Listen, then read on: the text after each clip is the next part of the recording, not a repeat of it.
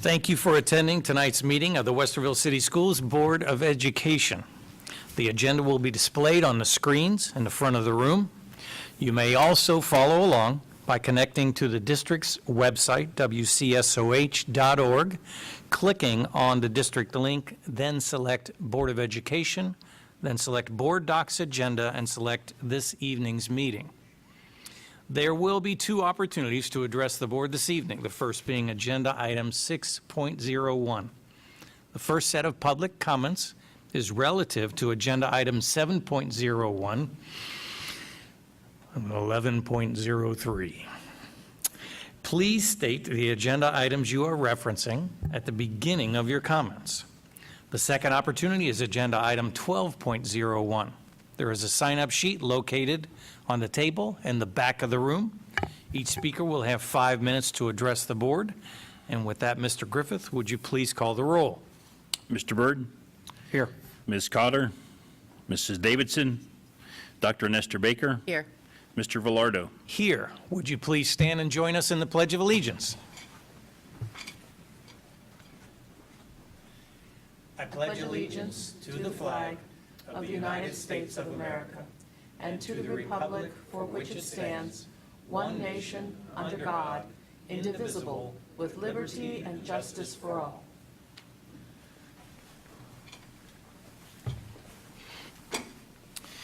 Thank you very much. Moving on to Agenda Item 3, District Highlights and Recognitions. This is when we get to do some really fun things in which we recognize people, organizations within the district that have gone above and sometimes way above and beyond. The first one, 3.01, is a resolution recognizing our neighbor-to-neighbor initiative. And since this is a resolution, I need a motion and a second. So moved. Second. Mr. Griffith, would you please call the roll? Dr. Nestor Baker? Yes. Mr. Byrd? Yes. Mr. Velardo? Yes. And now I'm going to go to the podium, the Board of Education. Dr. Kellogg will be up front, and I get to read the resolution.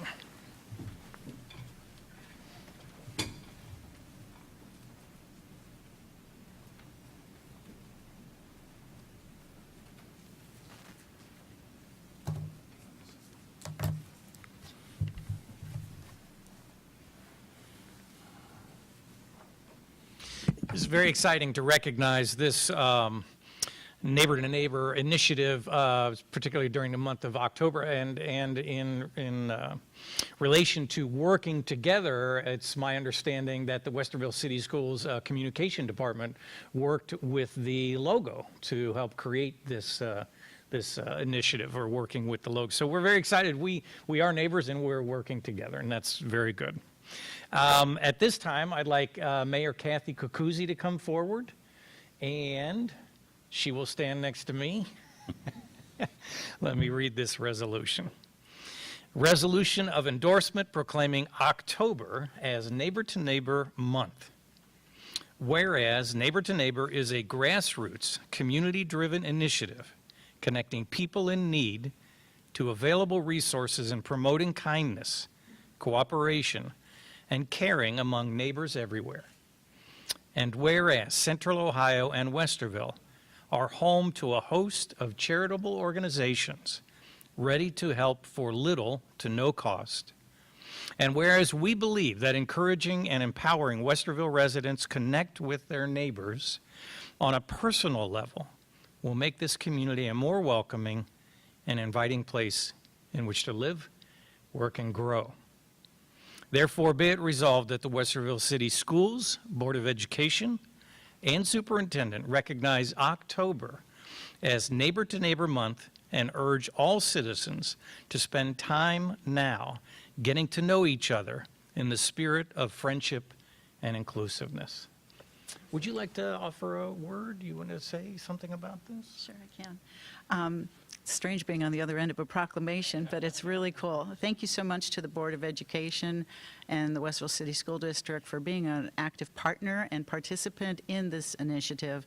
It is a grassroots initiative that is open to everyone to help us be better neighbors to each other, to exhibit kindness, to everyone and make us a better community. Thank you.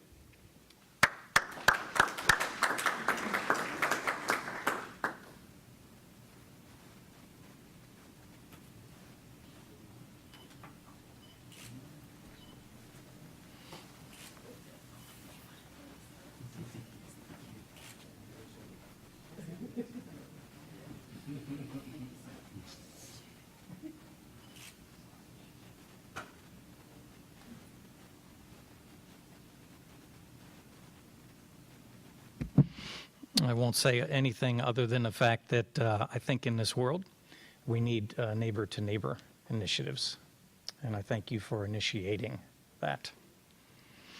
Our second recognition is for Westerville Central High School becoming a wild school site, and we would like to explain that.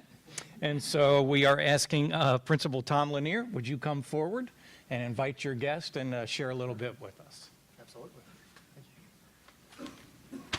Well, thank you for allowing me to be here this evening. I appreciate it. And I just recently celebrated a birthday last week, milestone, and was able to open some gifts, which was pretty fun. And I'll compare the principalship to opening gifts. So you were not sure where that was going, were you there, Dr. Nestor? Yeah. No, not at all. But every day you walk into Central, there's something new and exciting, and I see it as a gift every single day that I walk into this building. And again, as we've heard before, we are asking our folks to always do their best, be kind, and to embrace uniqueness in themselves and others. Well, what's kind of interesting was, I guess there's a little bit of history about the space that was across the street from the high school, and best described as maybe a dump site for the construction project that had gone on. Maybe, but Eric Eckes, our science teacher, looked across that site and actually saw a vision of something that was going to be really, really cool. So I want to kind of share with you tonight what that vision was and where it started and how we have come to become an Ohio Wild School. So this past July, ODNR officially designated Westerville Central High School as a Ohio Wild School. Science teacher Eric Eckes spearheaded a multi-year effort. This was not just something that was done over the summer. This is a multi-year effort to provide a place for students to be fully immersed in an outdoor learning setting, particularly in conjunction with Mr. Eckes' zoology class that he teaches each year.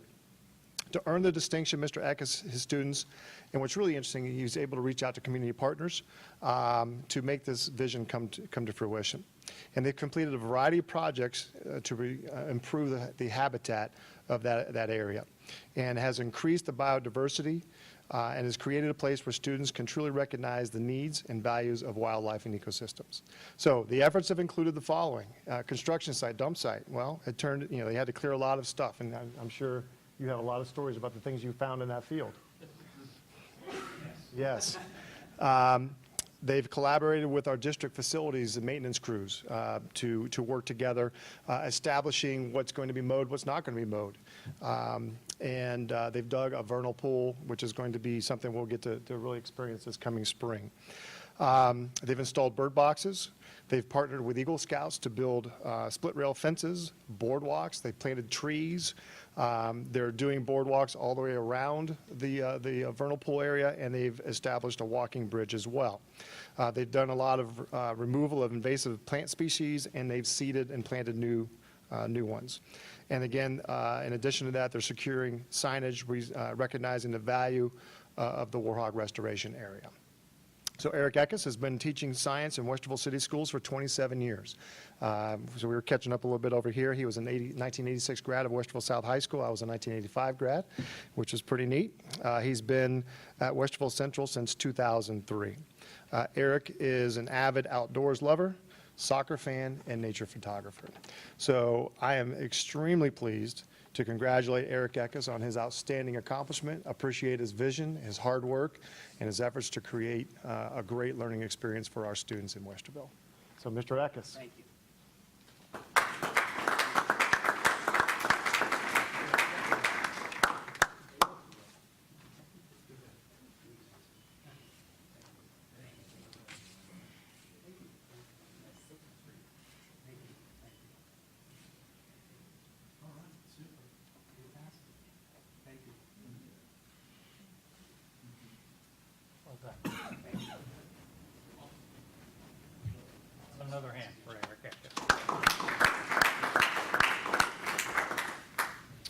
Our third recognition, very excited about this one as well, Ohio Council of Teachers of Mathematics Elementary School Central District Award.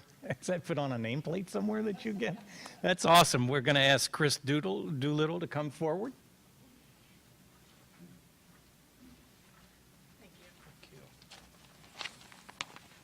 Good evening. I'm pleased to be here tonight to introduce Jennifer Findell. Jenny has been the 5th grade math and science gifted teacher at Emerson since 2013. And if you've ever seen Jenny teach, you understand why she's here tonight. Jenny is known to have lessons that are fantastic, engaging with students, filled with inquiry and interactive hands-on discovery in mathematics and science. Jenny also has impressive credentials.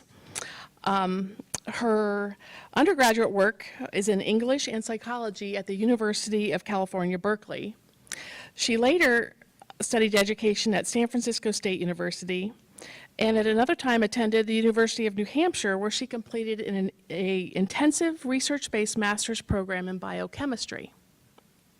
She later received her gifted license from the University of Cincinnati. I'm pleased to announce that Jenny Findell is the 2017 Ohio Council of Teachers of Mathematics Award for the Central Ohio Division. Congratulations, Jenny.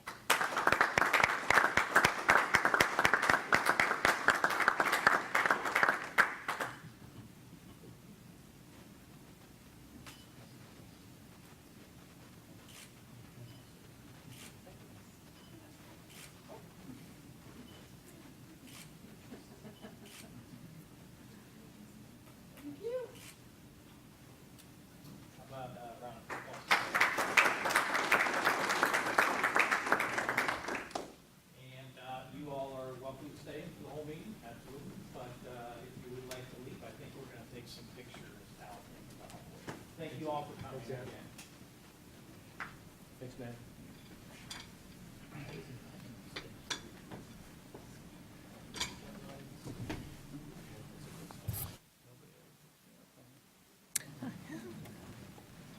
Not much love. No, everybody's in it for themselves.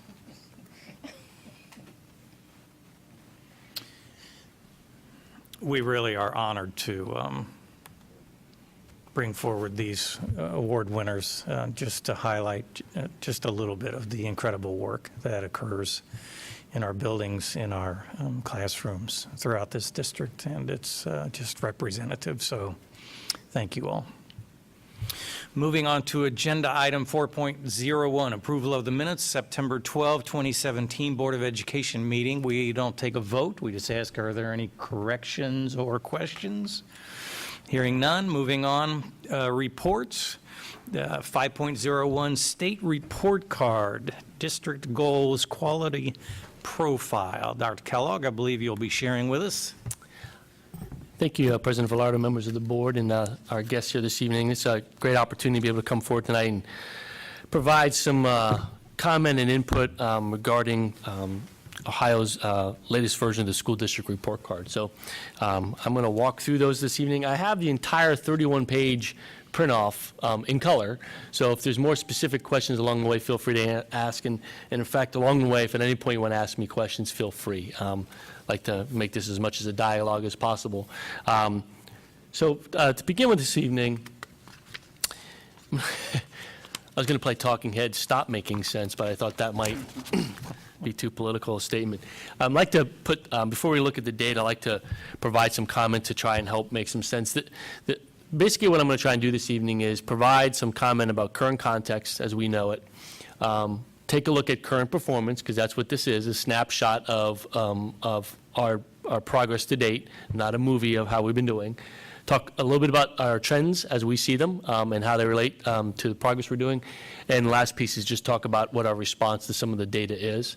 In the large picture, and I'll kind of close with this one too, just keeping in mind that This is one component of many components that we look at to determine the quality of our school district and whether or not we are headed on the right path to provide our community the services and the quality of education that they want. So this is just one slice of it. It's not the most important point. So I don't want the misconception to be that the narrow focus tonight means that that's the narrowness of our focus. It's not. This is a portion of our focus, not our complete focus.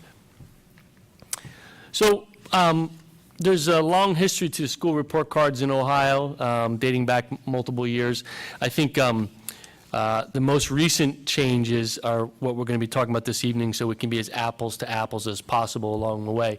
And I want to talk a little bit about the context in the last 3 years of lots of conversation, attention to report cards, testing standards that have gone on across the state of Ohio, not just in Ohio, but across the country. And so as we talk about our performance tonight on the latest report card, a couple of things I want to point out. One of the, I think, critical components that's helpful to us in our standing as a school district today is that our teachers are now much more familiar with the state standards and our rewritten curriculum that align to the state standards, the instructional materials we've purchased to align to those standards, and have a better understanding of the actual assessments used to measure student understanding the standards. Keeping in mind that the curriculum revision process, change in state standards leading to changes in our curriculum, has been probably the last 5 or 6 years that we've been focused on that. The change in assessments, there's been multiple changes over time, and really about the only relevant assessment data we have is from the spring of 16 and the spring of 17, where finally we settle on the same assessment for 2 years in a row. The other piece I think is a critical piece that doesn't get much attention is our students' familiarity with online assessments. That was a big move 2 years ago as we went to all students taking online assessments. And there's a big difference between young people who understand how to use the digital devices for checking their Twitter account, looking at Facebook, texting each other, or whatever other entertainment-based kind of components they do, and taking an online assessment. Two different skill sets. And so with our technology, the increase in the technology we have in classrooms available to kids, teachers increasing use of technology for assessment and just regular instruction on regular classrooms, the crossover for our students onto that platform for online, I think, has been smoother. And that is an implementation dip as you do that. And I think we're starting to see student progress because of their familiarity. The third piece of context I think is important is as we go through these numbers tonight, I'm going to point out places where Ohio has continued to move the performance standard that you need to meet in order to satisfy the accountability measure. That happens in some places where it'll be very obvious to people. In other places, we're going to look at scores where it's not so obvious that metric is moving. And talk a little bit about where some of those numbers have settled and will remain for a while, and where some of those numbers will continue to change over time, so that we understand that sometimes we're measuring our performance against a target that's moving, sometimes we're measuring our performance against a target that has moved and is now settled, and we're trying to catch up. So I'll go through this. So again, I think teachers, just that effect of being more familiar with the standards, understanding the tests better, kids being online more for their schoolwork has helped. But all that's done in comparison to some standards that are moving along the way. So the local report card, school district report card, has 6 graded measures as we show up there. What I'm going to start with is my position on these has become this. There are components of these data sets that we look at that we think are very relevant to our understanding of how we're doing as a school district, and we think are relevant to the overall view of our school community. There are other parts on here that I don't think add much value at all. Some cases, I think it needs more time to be fleshed out because the data sets aren't robust enough yet. In other cases, I just think they're using a thermometer to measure height. It's just the wrong measurement for the wrong thing. And we're hearing at the state level some of that conversation too, as they look at some of these measures and wondering whether or not they have value. So we'll look at that. The other piece is the fact that they're graded, period. Even the grading measures, I think sometimes are troublesome along the way. But there are some really important components in here that are important to us that we need to pay attention to, and we'll talk about this evening. But those are the 6 measured components. Each of them have a grade. Some of those components have more than one piece to it, as we'll see along the way. So the first one is achievement, and our school district received a grade of D on our performance here from the state. Interesting, so the two components of the achievement grade are the performance index and then indicators met. Performance index is a way of measuring each student's performance on the test as kind of a scaled score. So you get 1 point for a kid who's marked proficient. You get 1.2 points for a kid who scores at a higher level, or 1.4 points, or less than that if a student scores less than proficient. So it's like this weighted system based on how many kids passed and at what level. Interesting, and so taking a comparison to 2016, which is the other year that the tests were the same, anything prior to that is out the window because it's a different set of tests. So we did increase our performance index by 1.2 points from 2016 to 90.6, which is a good move because what it means more kids are passing more tests at a higher level. So your performance index going up is a good thing. We got a C on that component grade.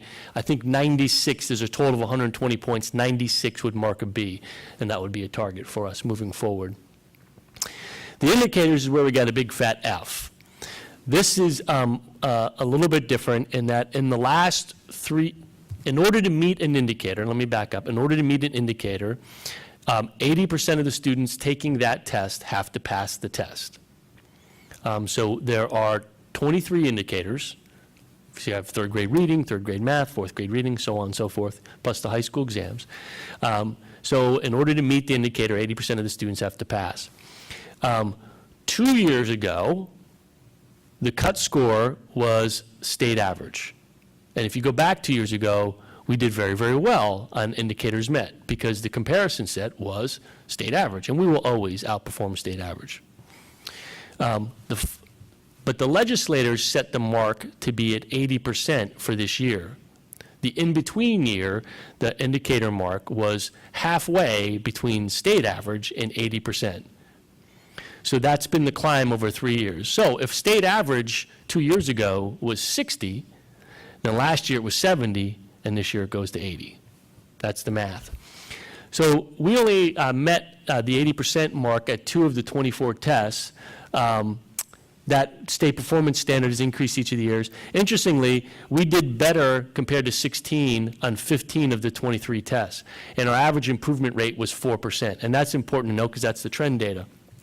So to give you a little bit more detail on the indicators, I was analyzing this today. Of all the indicators, on 12 of them, we had a 70% pass rate or better. That includes the ones that we met. Of those 12, 4 of them were at 75% or better.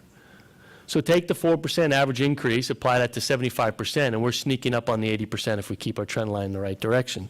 So we're in position with a little bit more time, a little bit more improvement, to start hitting those 80% marks and improving our overall performance here, because we want the kids to pass the test. That's important to us. So I like the trend line. This is one of those that is now stable. Thank you very much. Yes, so the 80% mark is locked for some time period now in front of us. I suspect till we all catch it, and then, you know, we got to raise the bar again if everybody gets to it. So I haven't heard that. That's just me being cynical, which is bad. But I think the bottom line is, from the performance index, we know we're going the right direction. From the indicators, we're getting better, and I'll talk some more later about what we're doing around this goal moving forward. You know, the tests get a lot of beating over how much time they take, about how they narrow instructional practices. What I would say is this: the tests have a purpose, and it's an important purpose. They're intended to measure student performance against the state standards, which is reflected in our curriculum. That's a common sense approach. It should be a part of it. It shouldn't dominate the conversation. We're not going to let it dominate, but we're going to pay attention to it. So that's the achievement component. Next component is gap closure, where we got an F. There are 10 recognized student populations in each subgroup. Excuse me. Currently, if you have, as a district, more than 30 students in that subgroup, it counts. Under the new ESSA proposal, that number will drop to 15, which starts to have some sample size problems with it, but we get it. Of those, we have 9 of those subgroups represented in our school district. They do gap closure, which is how those populations are doing against the benchmark. We do that, how they perform in language arts tests, math tests, and how they do in graduation. And like all of our tests, in this one, in language arts, all 9 of our subgroups improved in their performance from the previous year. 7 of the 9 subgroups improved their performance on math, and all of our subgroups improved their graduation rate. Of those 3, the interesting one is the one where we're closest to the mark on meeting everything is graduation, which to me is the thing. Of those subgroups, all but 1 are at 79% or higher in terms of meeting the graduation requirement. So we do well at the end of the journey, or we're doing pretty well at the end of the journey. Not as well as we'd like, but. And I think there's a lot of reasons why we can continue to close this gap, and this is a universal problem for school districts. So again, multiple subgroups, most of them count for us.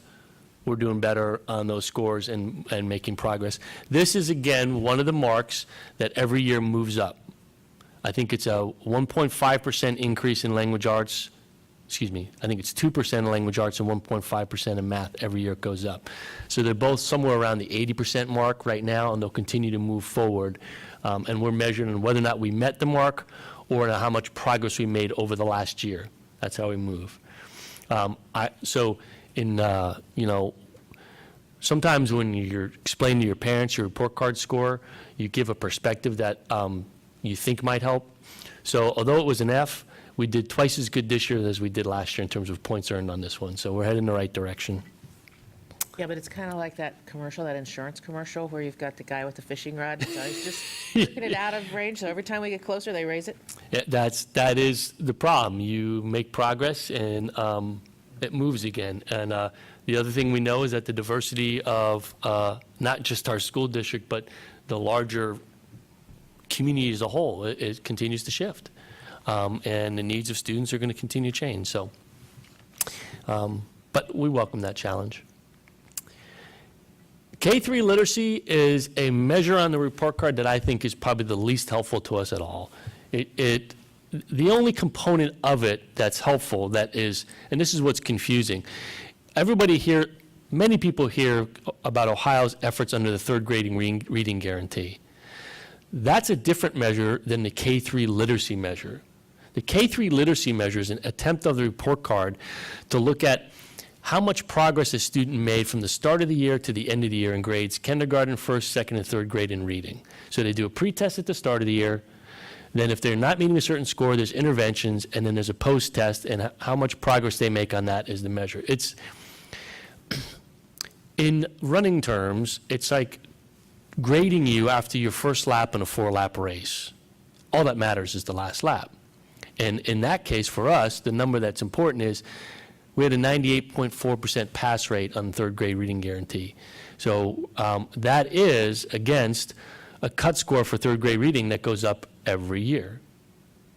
So we've been at around 99% each of the 3 years I've had it as the cut score has gone up. That cut score is slated to continue to move up until it is the same as scoring proficient on the test. So there's a lot of numbers there, but that's where we're at on it. Yeah, Right? but regardless of the numbers, and I'm grinding my teeth, just like I did last year.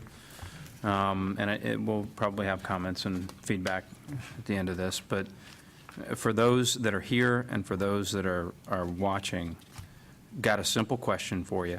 If you want any better disconnect on how the state is managing this process, on what planet does 98.4% equal a grade of C? I'm going to tell you, in my entire academic career as a student, if 98.4 equaled a C, I would have had some serious problems in passing my classes and getting scholarships, right? So I really can't pinpoint any other bigger disconnect in all of this than 98.4 equals a C. This one, actually, I find to be kind of heartbreaking. The others I get annoyed with, even though I understand and I agree that we need to continue to focus. I still become very annoyed with some of the methodologies that are used. This one really concerns me because the underlying assumption around this is that children in grades K-3 develop on a set timeline and are ready to assume certain components of literacy all at the same point, all within the same year, and all move along the same trajectory. And if not, well, my gosh, we better intervene because these kids are failing. So we start off our youngest children who are in different places academically, different places developmentally, different places social emotionally, and we tag them because the state makes us do that. And when we tag our youngest ones in that way, they know that they, in some way, haven't measured up. And it's through no fault of their own. It's because they're children, and children develop differently. The state's insistence that all children must meet these marks in a certain time frame, in a certain way, is inhumane. I would agree. I think my beef with the third grade reading guarantee as a state policy is it goes too deep into telling us on what to do. If you want to hold us accountable for how many kids pass the third grade reading score, great. But to add the component of telling us what assessments to use, telling us we have to pre and post test, when we have to do that, what forms we have to use, and what intervention plans we have to use, and how much instruction they need, now you're getting away from goal setting from policy into telling us how to do the work. And so I'd prefer something different. But I would say I'm extremely proud of our staff on this effort because that's yeoman's work. We've read about some school districts that really, they were looking at capacity issues because, you know, the downfall of third grade reading guarantees, students who don't meet it are retained. So throw into the system a couple hundred third graders who have to be retained and think about your staffing pattern going into that year. Oh, by the way, mid-year, if they pass the test and mid-year of that next year, they can move on to fourth grade. So so there's some components I like. Again, I think Barb Wallace and the principals and elementary staff have done a great job on this one, and I'm really pleased with that one. Progress grade, F, this is the often termed value added. I would throw this one on the heap as the one measure that I have become disillusioned with over time in its opportunity. I think it came into education at a time when it made a lot of sense, and it's like many good things, in its origins outside of policymakers, it made a lot of sense in application, and I think since then it has gotten terribly misunderstood, misrepresented, and misused. And I'm not sure that Ohio's use of it at all right now is helpful. And bottom line is this, we got an F for progress. So the idea of the progress grade, the value added, was to allow school districts who were having trouble meeting the achievement mark to demonstrate that they were doing good work by showing student growth over time. So the idea being, okay, I may have gotten an F, but my F went from a 30 to a 40. I'm showing growth. So I look at this and I ask myself the question, how did we do better on 15 tests and increase our performance index and get an F on progress? I can't align those two. It doesn't make sense to me that you would get better on your performance but get an F on progress. This is also the metric that got highly scrutinized and criticized, and I would say inappropriately ignored by policymakers, in that there was a data set that demonstrated that school districts like ours that went to the online assessment, this is a measure that we had straight A's on for 5 years. The first year of online testing, you might recall, we only did online testing in 4th and 7th grade, I believe it was. We got an A for value added that year, but in 4th and 7th grade, we scored poorly. School districts in Ohio that had gone to all online that year, which we did not, saw their value added scores tank. The next year, which was 16, we went to all online, and drop from an A to an F. And now this year, when we only have 2 years of data, because there's only 2 years of data, we remain in an F. And I don't think you're going to see much change across the state. So, as I said, I think the idea of measuring student growth is powerful. I think the metric and its application have gotten distorted, and we're not getting good data from that system. So statisticians, math people might argue with me, but I'm using pure common sense John logic. It's got me this far in life. We got an A, F overall, A for gifted. The lowest 20% of the lowest 20% on the achievement scale, and our students with disabilities, an F as well. So not a grade we're proud of, not making excuses. I'd like to understand better so we could use it better if there's a better explanation. Graduation rate is one that is very important to us. It is, as I've often said, the thing. It is the most important thing. And this is a place where we put a lot of focus last year. This year's report card that we're discussing is the class of 2016 graduates. It's always 1 year in arrears because you get to count the summer. So on this year's report card, we're at 90.5. The year before that, we were at 88.9. So what a 1.6% increase in our graduation rate. Class of 2015, there's a 5-year cohort on there. That'd be class of 2015. So if you pick up kids in their 5th year, they count that. So we're at 93.1. That's on there twice for some reason. So the cool thing is, glad you guys are that proud. I'm overloading the report card with anything good I can. Class of 17 is in the books for next year's report card. So we knew that, so last year, that was our focus, was the class of 2017 graduation through this summer, and we're projecting internally right now, probably conservatively, that our graduation rate is at 93. It's probably going to be closer to 94, if not creep over 94%. So that was an area we put a lot of focus.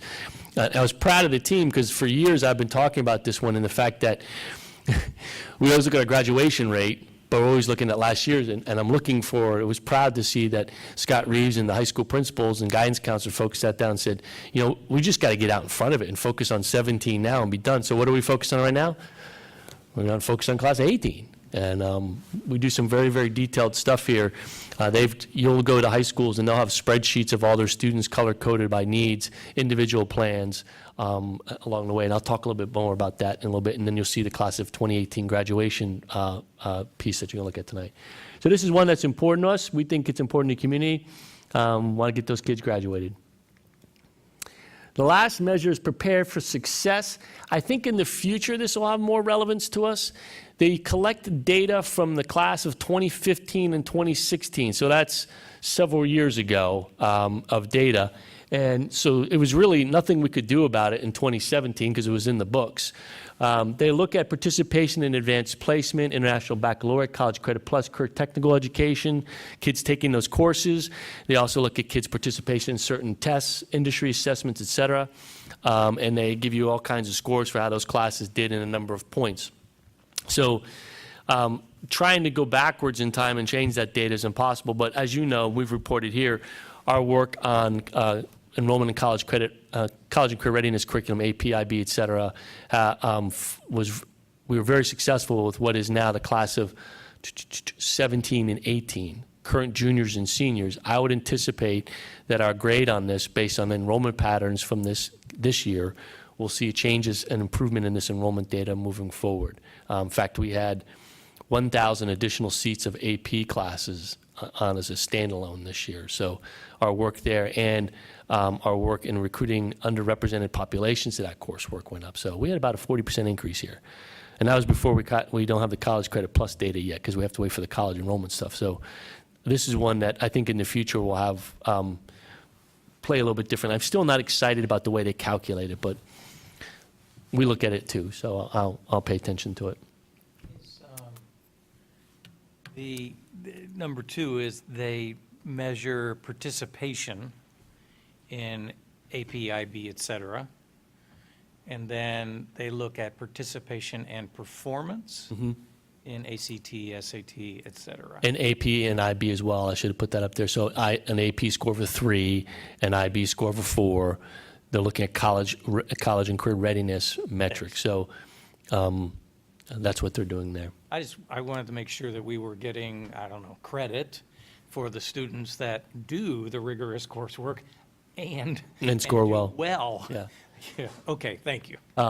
I can tell you, for example, now because of state rules, all of our juniors take the ACT, and then I believe this year we're doing PSAT, excuse me, for all 11th graders, and Scott Reeves would like to do that with all 10th graders as a way of getting those more kids. What you find is when you start doing that, you find students in the pool who hadn't been in the pool before, that they weren't seeing themselves and we weren't seeing them as that. And then when you get scores, you go, oh, it's a little eye-opener. You get a lot of that.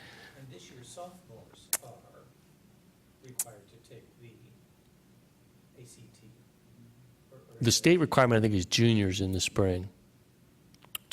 I thought we were giving it to sophomores. SAT. Thank you. PSAT. Scott, straighten me out, will you?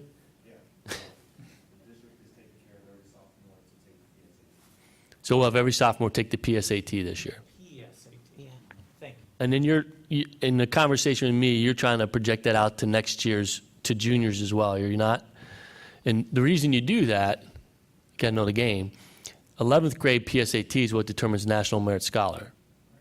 So if you have a 10th grader score, you can start to project where they might be in the following year and offer kids more opportunity. So this is an area we're going to increase. And so these numbers, because of what we want to do locally for our kids, are going to have some relevance to the state report card. And I think that's important.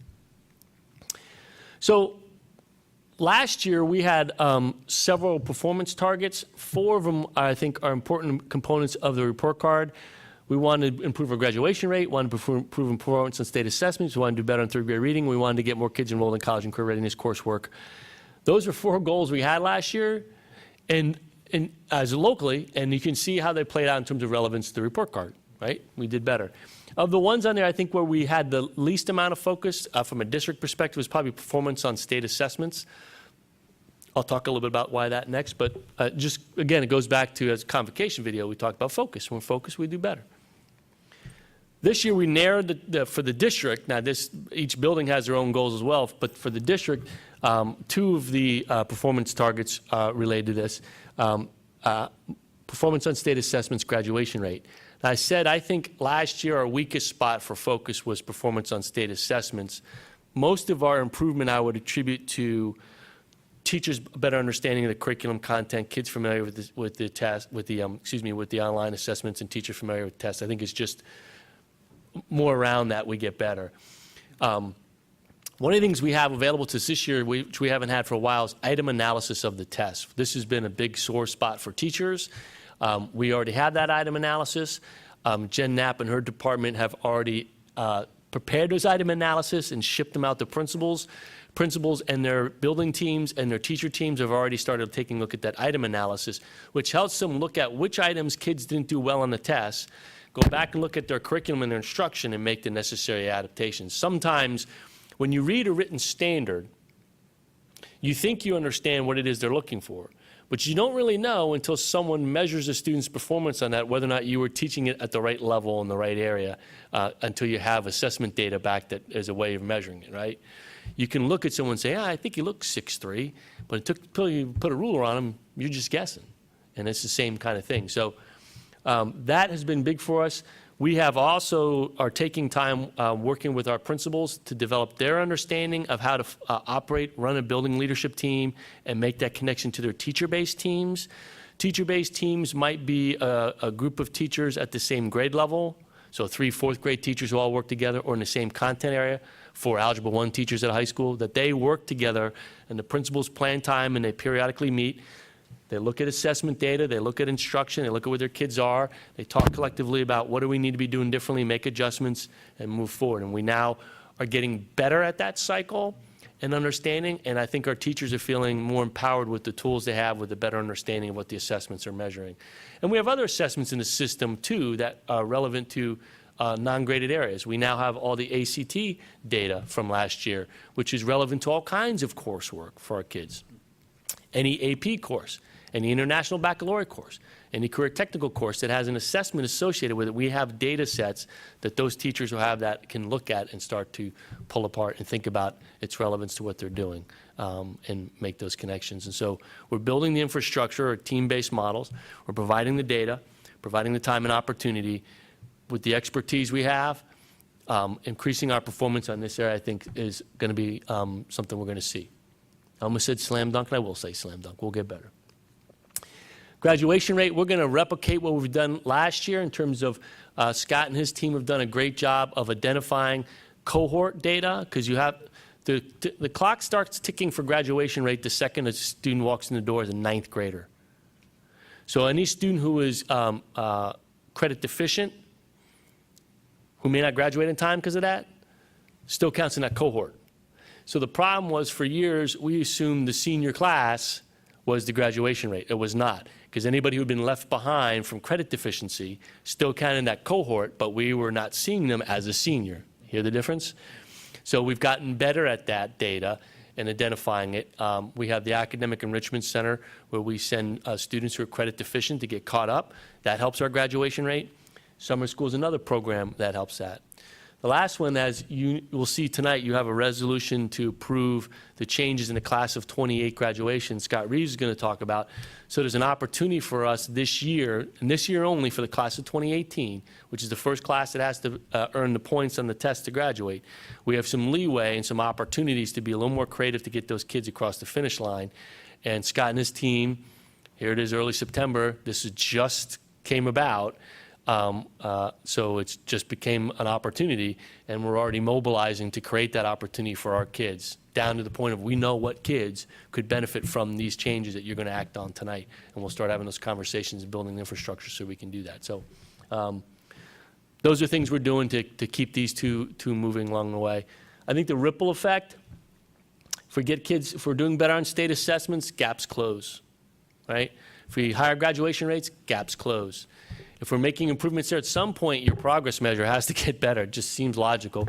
If we're doing better on elementary tests, third grade reading guarantee closes. So a lot of those components are built in. We will continue our focus on AP and IB enrollment that we did this year. We're still a member of the Equal Opportunity Schools, so that effort will continue. We think we have the infrastructure in place there to leave it alone as a district goal. I think the buildings own that one really, really well now. So I think we're positioned well to continue making progress on the report card and surprising some people in terms of how fast we meet those standards down the line, at least the ones that we think, as I've said before, have meaning to us. So a lot in there. Questions, comments, anything I can do to help clarify or things you want to know? Very helpful. Who would like to share first? Richard, did you? I'll go first, and I'll see if I can keep my promise to myself not to get as animated this year as I did last year. Look, I think that it's really important to reemphasize the same things that I said last year, at least important from the standpoint of I make the same offers that I make last year that did not get picked up on, and I'm not going to be as animated because the press didn't pick them up, nor did the state superintendent or governor, show any interest in responding. But I'll make this real simple. I throw the same offer out there that I did last year, which is I will, with enthusiasm, get on the State House lawn and debate the governor, the state superintendent, the chair of the House Education Committee, and the chair of the Senate Education Committee for the Ohio House and Senate. And to be honest with you, I will whip them with their own numbers. This is bad analysis. I'll emphasize the same point that I said last year. As a corporate executive for over 2 decades, if this was the quality of scoreboarding and metrics that were being provided to me under contract, I would fire this company and I would do everything in my power to make sure that they never served another client again. That's how bad these numbers are. That's how bad this framework is. I thought about it long and hard over the course of the last several weeks. I think we portrayed it multiple times last year that it was similar to having our kids run a 100-meter race. And while we didn't use this particular story in its structure, I think it applies here because I think what we were saying last year is that the real problem is that every year, the state is adding 10 additional meters to that 100-meter race. And they're saying that your 100-meter times are getting slower. So by year 3, our kids are running a 130-meter race, and they're being graded against a 100-meter time, right? I wish it was just that, right? The truth of the matter is, and I'll come back to the third grade literacy measure as a great example of this. It isn't that we're having the state dictate an additional 10 yards every year. The state is dictating an additional 10 yards every year and demanding that we buy the asphalt, do the groundwork, extend the 100 meters to accommodate the 110, and then buy it again and invest in it again and do it again, right? Until we're paying for these demands for improvements to the tune of, I'll use one as an example, in terms of being so far out of alignment with actual community-based priorities, to the tune of the state puts the same level of demand and expectation on us in terms of investment of taxpayer dollars in getting 2, less than 2, out of every 100 third graders to read at their demanded measure, the same as the investment that it requires to get 7 out of every 100 kids across the graduation finish line. Now, how on earth is the comparative value of the demand, investment, and cost even justifiable in that scenario? Going back to Dr. Nestor Baker's statements, right? In third grade, the expectation that all these kids are going to be at the same exact level is just absolutely insane, right? And yet, the state is demanding that we treat those measures the same, pour tons of money into it to make it happen, you know, and in order to meet these demands. I'm disappointed. I'm disappointed in our state electeds. I'm disappointed in this entire process. It is frustrating, and I'm going to be very, very blunt about it. This scorecard and these measures are an insult to our teachers. They are an insult to our community. They are an insult and absolutely unconscionable as it relates to our students.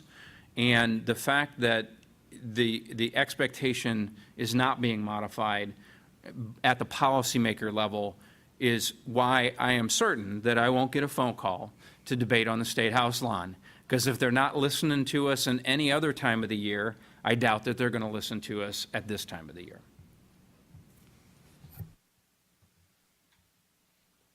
Yeah, I agree with what Richard said, and I am still waiting for somebody to say they will debate you on the State House lawn. I think that would be an excellent opportunity. I do want to reiterate, John, what you said. This is one slice, one piece of our work. We do so much more, and we do so much so very well. The grades that we received on this report card, although they reflect the state's methodology and the state's assumptions, they do not, in a lot of ways, reflect the work that we do, nor do they, as you saw from Dr. Kellogg's presentation, nor do they adequately reflect the changes that we have made and the growth that we have shown. And that is extremely disheartening to see. What I hope we will continue to do, you know, John has laid out basically the roadmap where we're going, and we need to pursue that. However, I hope that we will continue to do what we did quite a bit of these last couple of years, which is to continue to drive the message to those at the state level about what the assumptions actually mean in practice and what the methodologies actually mean when they're applied to children and numbers and districts and families and communities. It's one thing to make up those kind of methods and to drive with your assumptions theoretically. It's another thing altogether when you're talking about the lives of thousands upon thousands of children and young people in this state.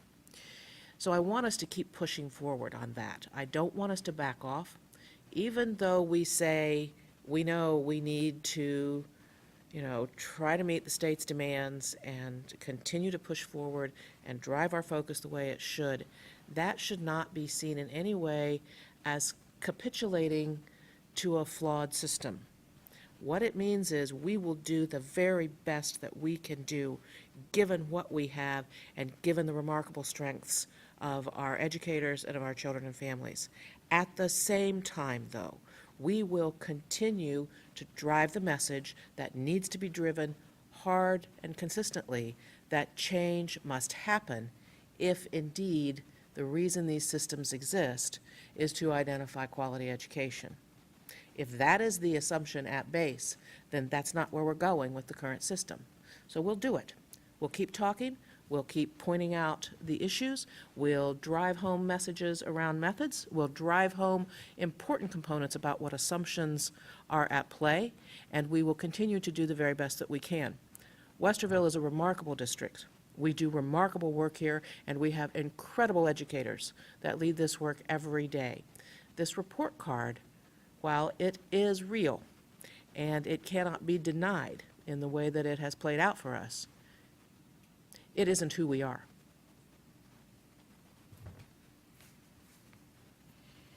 Thank you both. I wrote some little notes to the side as during the presentation, and so they're kind of out of order and some random thoughts, but I like to say random thoughts. These tests are indicators, but they're only one indicator. And these tests test certain parts of an education, but they don't touch on the lives that are being impacted in social ways and emotional ways and what I like to call a little soul deeper way by the educators, the staff, the administrators who labor in this district because they value the district, but I think more than that, they value the students that come into their room. And that should always be their first priority, the students. I like the fact that our 4 goals on slide, I don't know, slide 10 or so, graduation rate, performance state assessments, 3rd grade reading guarantee, enrollment, college career readiness. I like the fact that they do dovetail with some of what the state is saying. It's important because we can go back to the state and say, you know what, those are important. We're glad you're checking those, and we think we're doing really well. I like the fact that we are continually encouraging our educators to kind of a team-based model, because we're constantly challenging our students to work in teams and groups and to support and encourage one another. So I like to see that modeled within the education process. And then I wrote down these words: our educators and students will succeed. They come up against standards and demands, and at the same time, there's a child whose parent never shows up, and they're trying to help that child. And at the same time, we're trying to make sure all our kids will have coats for the winter. And at the same time, we want them to pass the test, and we're going to do it online. Our educators will succeed in the demands put on them. They will. And like us, they'll maybe kick and scream a little bit. And that's all right. But I don't see anybody on the board who would say our educators are not trying to do their very best. And the last comment I wrote is, when performance improves, the gap closure should be acknowledged and not diminished. When our performance improves, and yet the gap closure does not indicate that, then I would say to my friends and colleagues in the legislature and State Board of Education and all those folks that we know and try to interact with, I would say that's a false measure. And you've done a disservice to the students who have worked hard to close the gap. And yet you're not willing to acknowledge that. This is not a participation trophy. This is saying to students, you tried to do better, you did better, and we're not going to acknowledge it. I find that not only disconcerting, my friends in the legislature and beyond, I find it disappointing. And personally, I think you should be doing better. Dr. Kellogg, a good report, healthy report, frustrating at times, but it is what it is. Yes. Oh, yeah, sure. Absolutely. Yeah, sure. One, the state did allow this year for school districts to add a link to the report card on the online report card with our own page. Our team, Greg Vibrance, led it up, did that to go there. When you first come on the electronic report card off our ODE's website, on our page is something called District Details. You click on District Details, and there's this little thing that says click here to go to the district's profile page. So that little 6-point font, click here marker, takes you to a page that we developed that we think tells more of our story. So I'll do that. The other one is shame on me. I made a mistake in my presentation. I noted that our progress grade was an F, and indeed, as I'm looking over at the actual report card, it was a D. So a D minus for Dr. Kellogg tonight for getting that one wrong.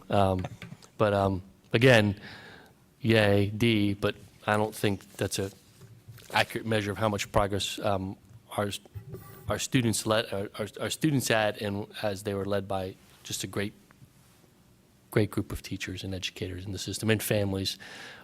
There's many people that contribute to our success, and we appreciate that. So we're back here next year to do this again and see how it looks at year 3.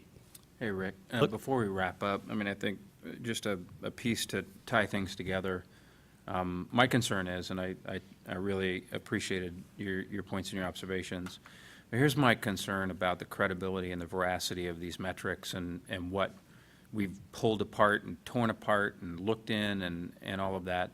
In those cases, thinking about our own metrics and measures and our own goals and things that we've put together as a district of fairly large size in this state, and how much trust I put in those figures besides in comparison to the state.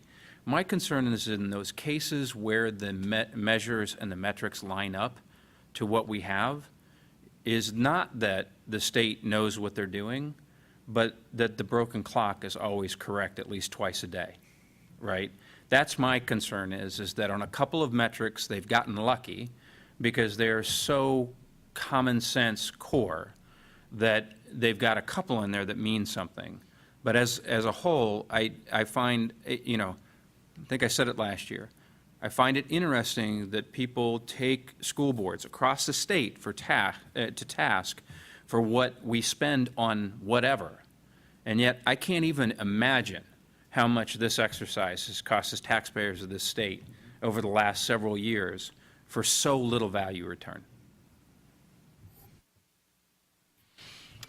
Thank you again, Dr. Kellogg. Moving on to agenda item 6.01, public comments related to action items. We have no one signed up this evening. Moving on to agenda item 7.01, motion to approve the financial reports, investments, August 2017. Financial report lists funds ending August 2017. A motion and a second. So moved. Second. It's really going to be up to the two of you. I'm going to volley it back and forth. You can move and second. I will. I will not. I will. Mr. Griffith, please save us. All right, Mr. President, members of the board, this is for the month of August 2017. Year-to-date receipts are $62,531,000. It may seem high, but keep in mind, we collect taxes twice a year. That's why the number seems high. Year-to-date expenditures for the general fund are $28.1 million. The unencumbered fund balance is $118.2 million. For all funds, year-to-date receipt is $74.9 million. Year-to-date expenditures for all funds is $35.6 million. And there's an unencumbered fund balance for all funds at $142,166,000. Questions, comments? Please call the roll. Dr. Nestor Baker? Yes. Mr. Byrd? Yes. Mr. Velardo? Yes. 7.02, a motion to amend the fiscal year 2018 appropriations for all funds. A motion and a second? So moved. Second. Mr. Griffith. Mr. President, members of the board, this is just an update for the, basically the federal and state grants, the public school, the superintendent's funds, stuff like that. There is no general fund update. It's local grants, auxiliary grants, straight aid grants, federal grants. It's just an updated, now we have better numbers from this, for what the grants are. It's just an updated appropriations for those funds. Thank you. Questions, comments? Hearing none, please call the roll. Mr. Byrd? Yes. Dr. Nestor Baker? Yes. Mr. Velardo? Yes. 7.03, motion to approve insurance carrier and rates for medical, dental, and vision insurance calendar year 2018. A motion and a second? So moved. Second. Mr. Griffith. Mr. President, members of boards, this is an annual event. Our open enrollment for all of our medical, dental, vision is the month of October. So we typically try to make sure we have all the new rates for calendar year 17 done by this meeting. This what we're asking for approval. We actually brought in United Healthcare as well as Medical Mutual and had them present to the Insurance Trust Committee, which is made up of several members of the different unions of our groups. Lori Lofton, myself, and Linda Bertelson. And we listened to presentations from both of those groups telling us why we should either stay with them or move to United Healthcare. The group decided really to stay with Medical Mutual of Ohio as a group. And I agree with that. That's why we're bringing it to you for the rates. The rates actually started off a little higher than 8%. But the Insurance Trust Committee group, we talked about some ways to save some additional percentages, mainly by the way of prescription usage and how we handle those costs. So the rates for next year, we're asking the board approved for 8% increase. That is in line with our 5-year forecast. It is a little lower than industry standard. I did a comparison. When we became self-insured, our rates in 13 were 5.7, 14 was 8.3, 15 was 4.8, 16 was 2.3, 17 was 0. So we've averaged 4.9% over the last 6 years. So we're doing very well. We're doing good in that program. Medical is going up 8%. Vision and dental stays the same. And so we would ask approval to stay with Medical Mutual and to approve those rates for calendar year 18. Thank you very much. Question, comments? Hearing none, please call the roll. Dr. Nestor Baker? Yes. Mr. Byrd? Yes. Mr. Velardo? Yes. Resolution 7.04 to approve the appointment of the Audit Committee for the fiscal year 2017 state audit. I think it's your turn. So moved. Second. Thank you. Mr. President, members of the board, this also is an annual event that we try to put a committee of 5 outside community members to go over our state audit. I think we started a month and a half ago. We listed, you could sign up through the internet, through our webpage. We had about 15 people that applied, so thank you for everybody who applied. We had 2 returning citizens, Matt Bartosik, Margaret Dune. They're returning. Will be their second year. We asked for 3 additional people. I went through and selected myself and my assistant Laura Hendricks. We selected Al Hammond, Keith Gaskins, and Eric Kyrie to be, and I think I listed what their positions were on the board agenda as well. Again, those are 1-year terms. It's a voluntary position.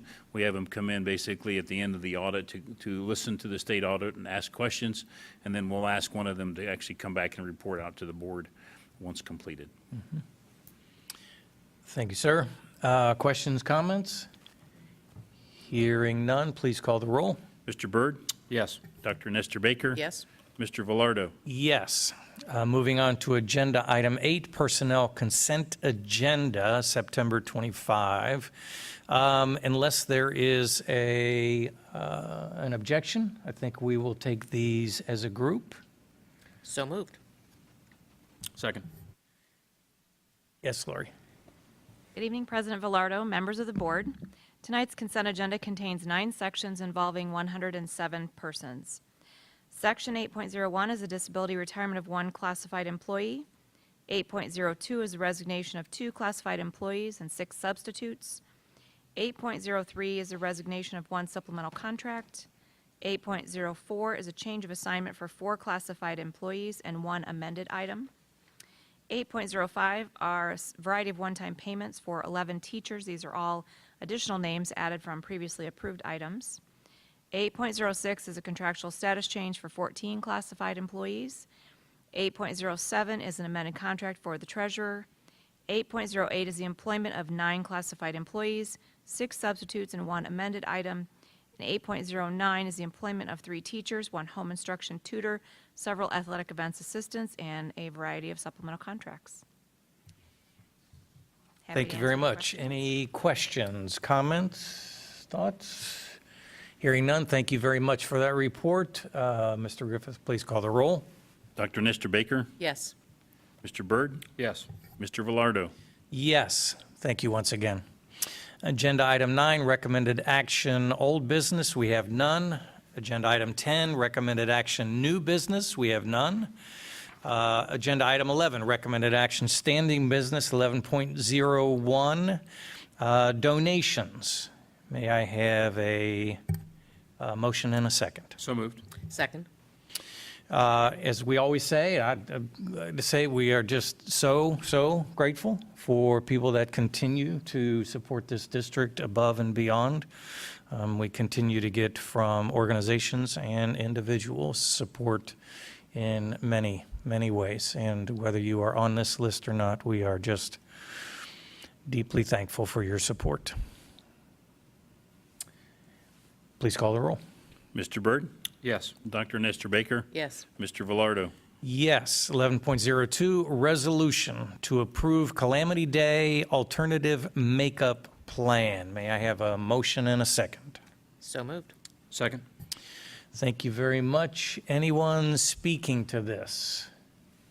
I can, which is, there's traditionally, this is, Ohio requires the board every year to pass a resolution to allow us to use online content in the case of calamity days for makeup days. And so this is what we've done 4 or 5 years now, isn't it? Yeah. So it's old hat. And just an annual resolution. Right. This is the children of the district being very hopeful that there'll be enough snow days that we'll have to enact this actual policy. I do have a quick question. Yes. Is this policy now reconciled and conditioned to instructional hours or just days? It's now ours, it's switched from the 15-16 school year. Another change is that we don't have to take it, we don't have to file it with ODE as of this year, we just have to do it in-house. So they're no longer requesting this resolution be sent to them. Ah, good, thank you. John, there have been so few snow days under your leadership that the kids don't even know this policy exists.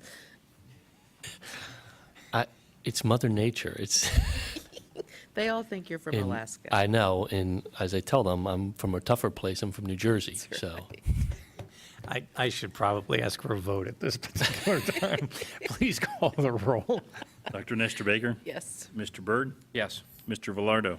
Yes. 11.03, resolution, graduation requirements for only the class of 2018. Dr. Kellogg, you mentioned this earlier. Do you want to touch on it again, or anyone? I can touch on it, and if you have questions, Scott Reeves is here, he can fill in. But, so Ohio, last spring, in response to concerns that the class of 2018 was going to have the impact of state assessments and the points they need to earn on the 7 assessments was going to keep some kids from graduating on time. At some point, you were hearing the number that 30% of the junior class and members of class of 2018 were deficient in terms of number of points on tests they need to earn. And so the state wanted to see how the spring went and the summer went as kids made up tests. So in response to those concerns, for 1 year only, they put in this caveat of options for kids to find an alternative pathway to graduation if they're unable to meet some of the components of the test, right? So those include a piece on attendance. And notice it says students have to receive a score of 1 or 2. They still have to try a retake at least once before they can kick into these pieces. So for current seniors, some of the ways to overcome whether or not you have enough points on the test would be in combination with 2 of the following options. So, hey seniors, attendance rate of 93% is one of them. GPA on 2.5 during the 12th grade year, just their senior year, which includes up full 4-1 credits. There's a capstone project opportunity. There's also a community service opportunity that are available. Those are 2 processes that we're putting in place now. They dovetail nicely into our credit flex program we already have. So that's the one where a team of folks are working on that process piece for us and starting to identify kids, and we'll put a piece in place. That might be a place, depending on the magnitude, that I may come back to the board and ask about some additional help to manage that.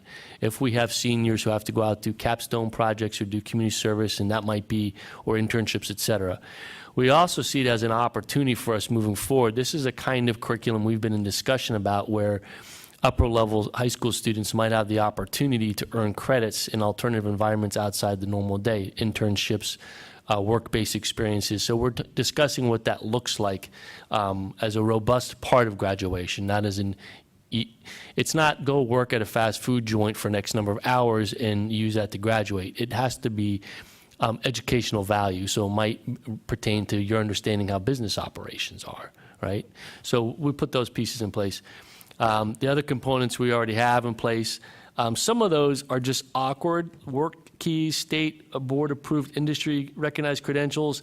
Some of those tests that kids get industry credentials for don't happen until June, or the student has to be 18. So not everything works cleanly in here. But because we already have the infrastructure in place for knowing down to individual students what they need to graduate from last year, it was an easy plug and play for us to identify students where some of these options are going to be good for them, and so we're already in process. So we're looking forward to the opportunity. I have not heard what it will do after this year. So what we're doing this evening is asking the board to pass the resolution. We're not changing our policy for a 1-year change. Now, if the state does something different that requires a policy change in the future, we'll do that. What we're asking for is pass this resolution so that we have everything documented moving forward. Happy to answer any questions. What are we looking at as regards the number of students that are affected by this? Scott, do we got some number? I haven't seen anything because we had makeups in the spring, so I haven't seen all those numbers at this point. Yeah, the principals at this time have identified the number of students that perhaps could utilize this option. I'd say right now anywhere from 10 to 15% of our senior class could utilize this option. We are meeting next week to solidify the community service piece. We're meeting next week to solidify the capstone piece. All of the students who could utilize this option, they are in the process, if they don't already have one, are being developed a student success plan, which was something that was a part of the last board meeting where we renewed that policy, that career advising policy, and students having a student success plan.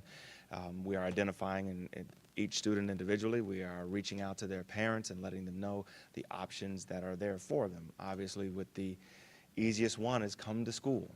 And just Friday, the state put out a Q&A to outline the specifics of those, so that would be excused or unexcused.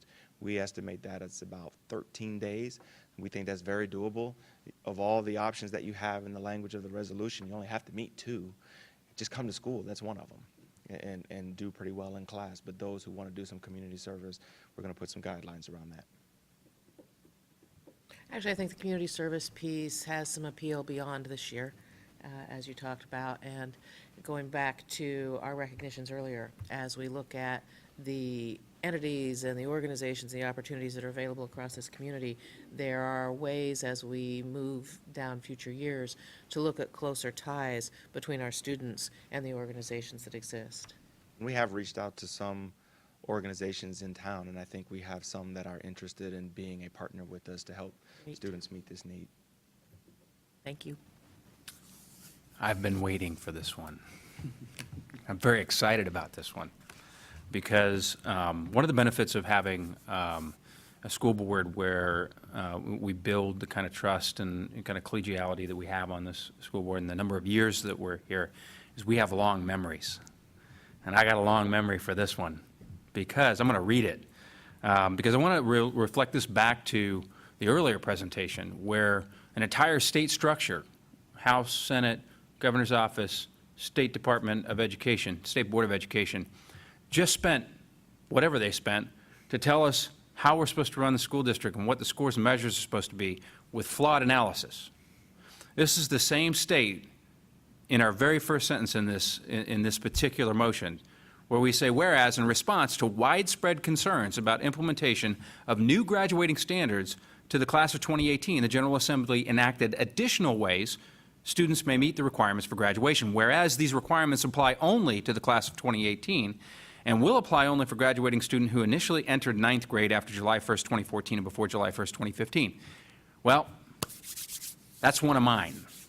And I have said continuously for 4 years that it is a disgrace in this state that that same structure at the state level that's dictating these flawed analyses required 4 different graduation standards for those kids that started on July 1st, 2014. And now we get to the end of the finish line and they go, we did such a terrible job, we still need a plan B. I am just amazed at the lack of credibility that these state structures have in their engagement with educational policy at this point. This is incredible. I mean, it's literally like, we're going to change it, we're going to change it, we're going to change it. Just kidding, right? And it's really unfair to our kids, right? All the stuff that we have to do as boards and administration and teachers to juggle and manage, that's the way it's always going to be. Welcome to the life of being a grown-up. But what this has done to kids in the last 4 years is just unconscionable, once again.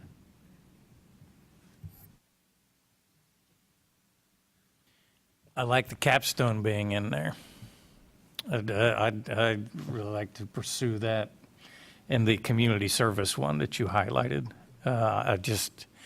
I'm glad that those are in there. And maybe we can just, in our own way, kind of pursue those down the down the road. I think that's where our conversation with the principals blossomed that day as we went from, well, this is a compliance issue for us over here, but it's an opportunity for us on something that we've wanted to do for a while. We've had discussions about it, and I think that's exactly what we're looking at, is how do we do that. And there's great partnerships. Nancy, Nestor Baker was mentioning, we know that happens. We saw some tonight. This community doesn't lack for those kinds of experiences for kids. We just got to plug and play it the right way. And so we're going to use this to put our toe in the water to see what it looks like. And then there are models that we've looked at from around Central Ohio of school districts that have done some of this stuff that we can capitalize on. They oftentimes create some strong consideration of what the staffing looks like, because it's a non-traditional thing where you don't want to just send a 16-year-old, 17-year-old out into the field and not check up on them. And you also don't want to hand 16 and 17-year-olds over to adult workplaces without great direction, because otherwise you got is an adult who doesn't know what to do with this young person for whatever number. So we see it as a great opportunity. Thank you, sir. Mr. Griffith? Yes. Motion in a second. I didn't take a motion in a second on this? Dr. Reeves threw me off when I came up. Admiral. I did it on purpose that time. May I have a motion and a second? Second. It's got to be over there. Please call the roll. Dr. Nestor Baker? Yes. Mr. Byrd? Yes. Mr. Velardo. Yes, we are going to get so many comments. We are up to agenda item 12, public comments. We have no one signed up this evening. We are agenda item 13.01, board comments. We haven't said enough this evening. Who would like to briefly share? I've said all I wish to say this evening. What? Richard? I just think it's worth noting because my focus and attention was on the more challenging aspects of some of the things that we saw tonight, right? I want to say that I am much more interested in sharing my love and my respect, and frankly, as many of my tax dollars that are related to educational purposes, to focus that energy that I'm able to be a part of and control, as well as sitting on this board, on our teachers and on our staff and on our kids and in our community. We know the condition of the state, and we do not have the ability to change that. I wish it were the case that on educational issues, the state structure was beholden to the elected officials that sit in their communities on school boards, and that hierarchy worked in reverse. We know that that's not the case. And I think it's very unfortunate because we're here collectively as teachers and students and community members every single day, and we know what we're doing. And we know how to be successful. And if there was just a moment where those that were sitting in these places of policy-making towers had a listening ear, we might see the changes that would benefit this state in total. I thought that I would just simply add to our educators, our administration, our staff, and I include our staff, it's lunchroom folks, bus drivers, et cetera. If you saw the report card and you became either angry or frustrated, we understand that. When my kids do well in school, I try to encourage them. And when they do poorly in school, guess what? I try to encourage them. And so I say to you, I think we say to you, this report card, we know, does not reflect your passion, your heart, your commitment to the 15,000 plus young people that we are charged with molding. Educating, yes, but it's molding. And I would say it's loving. And I would say it's encouraging. And I would say our charge is more than educating.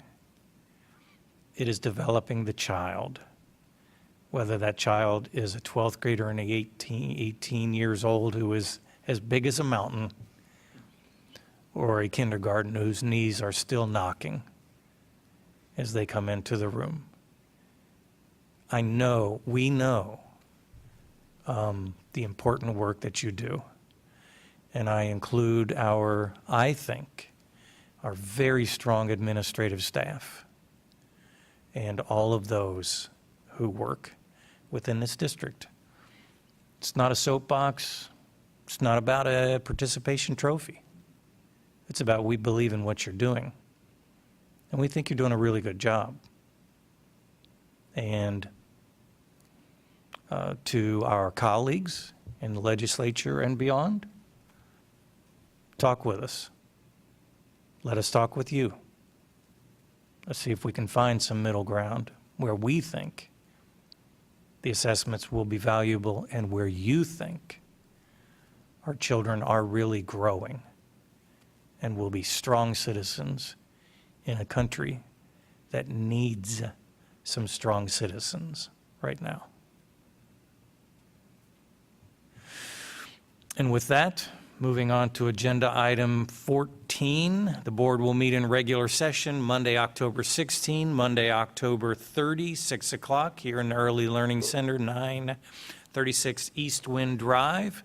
May I have, Dr. Kellogg, I'm sorry, I should have, did you have a word? Okay. Okay. Mr. Griffith, would you like to, Nope, fine. okay. May I have a motion and a second to adjourn? So moved. Second? And please call the roll. Dr. Nestor Baker, Yes. Mr. Byrd, Yes. Mr. Velardo. Yes, we are adjourned.